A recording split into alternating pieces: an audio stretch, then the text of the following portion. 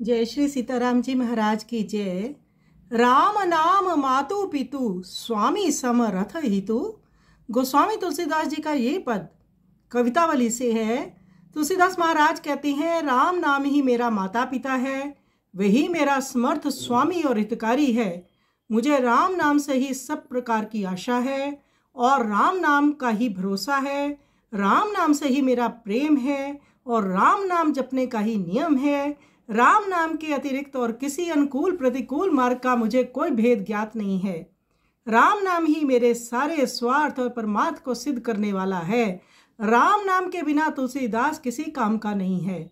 मैं राम की शपथ करके कहता हूँ, राम नाम ही मेरा सर्वस्व है और वही मेरे जैसे दीन दुर्बल के लिए कामधेनु और कल्प वृक्ष के समान है। तो तुलसीदास राम नाम से ओतप्रोत है। कहते हैं, राम ही मेरा सर्वस्व है, राम ही मेरा माता पिता है। धन्य है श्री तुलसीदास गोस्वामी जी महाराज, जो कि राम नाम के सभी अंगों में उनके ओतप्रोत है और वह राम नाम में हैं। आइए सुंदर पद का श्रवण करें।